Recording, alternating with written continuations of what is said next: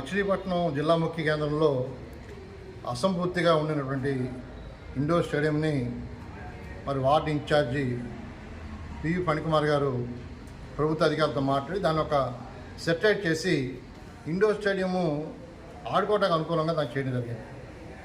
మంత్రి గారితో మాట్లాడి రాష్ట్ర స్థాయి షటిల్ పోటీలు కూడా ఇటీవల అక్కడ నిర్వహించారు.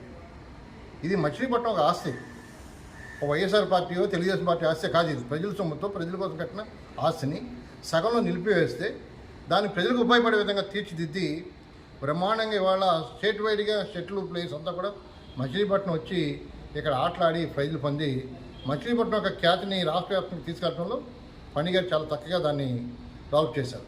ఇవాళ ఆ స్టేడియం చుట్టూ కూడా బ్రహ్మాండంగా మున్సిపాలిటీలో మాట్లాడి మరి గ్రీనరీ డెవలప్మెంట్ కోసం పెద్ద మొక్కలు పెట్టి ట్రీ గార్డులు పెట్టి జిల్లా కోర్టు నుంచి జిల్లా జడ్జి గారు బంగ్లా వరకు కూడా చక్కగా ఏర్పాటు చేశారు. అది వార్డు డెవలప్ చేయడంలో పివి ఫణికుమార్ గారు చేసిన కృషి అందరూ కూడా హర్షించాలి. కానీ వ్యక్తిగత రాజకీయాల కోసం, స్వార్థ రాజకీయాల కోసం అది విమర్శించడం అనేది కరెక్ట్ కాదు.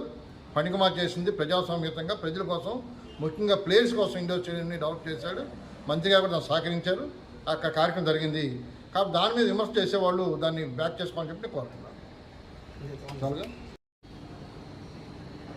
ఈ రోజున మచిలీపట్నంలో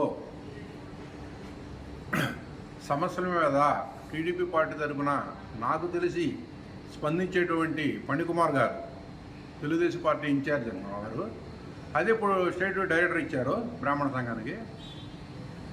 గతంలోంచి చాలా సంవత్సరాల్లో పార్టీ పరంగా కూడా వెలుగులో తీసుకొచ్చారు పార్టీని కూడా.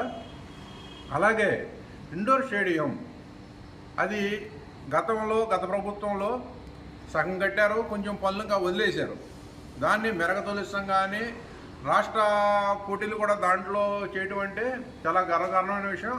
ఇది ఫణి గారికే ఆ క్రెడిబిలిటీ తగ్గుద్ది.